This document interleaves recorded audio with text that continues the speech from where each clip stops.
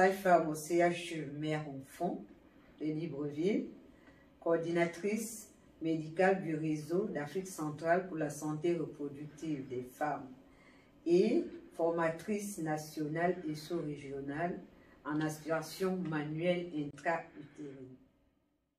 Concernant l'avortement sécurisé dans notre pays, au Gabon, nous pensons que c'est un problème de santé publique. Les lois ont évolué, certes. L'avortement est autorisé dans notre pays dans certaines conditions, mais malheureusement, nous constatons qu'il y a toujours des manquements vis-à-vis de cette loi parce que toutes les femmes n'ont pas l'autorisation d'avorter en toute sécurité dans notre pays. Les femmes sont toujours confrontées à aller chercher des moyens chez des gens qui ne maîtrisent pas les avortements sécurisés.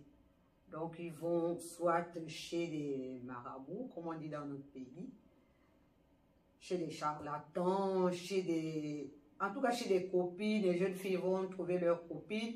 Il y en a qui prennent du misoprostol, qui ne maîtrisent pas des posologies et malheureusement, ils se retrouvent toujours dans des états de détresse et des complications traumatiques, non seulement pour la santé, leur propre santé, mais également pour toute la communauté tout entière, parce qu'elles peuvent se retrouver dans des situations plus critiques, allant soit des stérilités secondaires et voire des décès maternels. Donc, notre objectif dans le réseau, c'est vraiment d'éviter de prendre en charge ce traumatisme, cette détresse que représentent les avortements non sécurisés dans notre pays.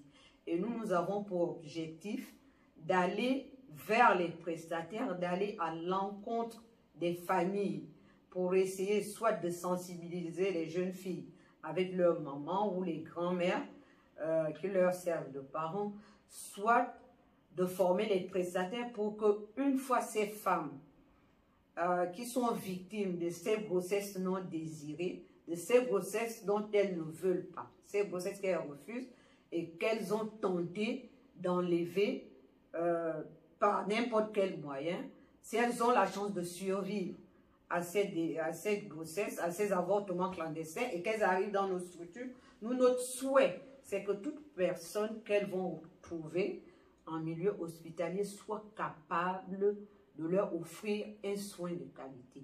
C'est à cause de ça, nous mettons l'accent sur la formation des prestataires et nous, on a privilégié un soin de qualité qui est recommandé par l'OMS dans ces situations, c'est l'aspiration manuelle intra-utérine ou en abrégé la MUE.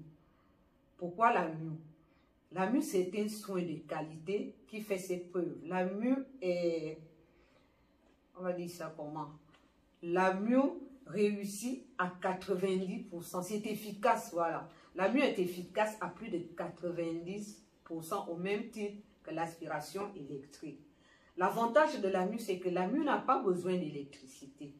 On peut pratiquer la MUE même dans un dispensaire du village. C'est-à-dire un prestataire qui est formé, une sage-femme formée, qui se retrouve dans un coin reculé, peut, même s'il n'a pas d'électricité, pratiquer la MUE, c'est-à-dire offrir ce soin à une femme qui vient solliciter un soin après avortement chez elle. Nous croyons que cette pratique, cette technique va sauve déjà plus de vies parce que nous le faisons depuis 2011 et la pratique a fait ses preuves.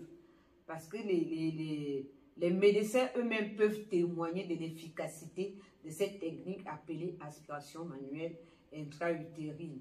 On fait des plaidoyers également, soit au niveau de la SGOR, la Société gabonaise de gynécologie obstétrique et de procréation, et également au niveau de nos structures, parce qu'on essaie de présenter à nos dirigeants l'avantage de cette technique, de l'aspiration manuelle, et au même moment, on essaie en interne de former les prestataires, les sages-femmes, à l'aspiration manuelle intra-utérine. Nous espérons qu'à la longue, nous pourrons vraiment contribuer efficacement non seulement l'ONG, les sages-femmes également pourront contribuer à la lutte contre ce fléau, cette détresse qui est la détresse de l'avortement non sécurisé, donc de l'avortement clandestin.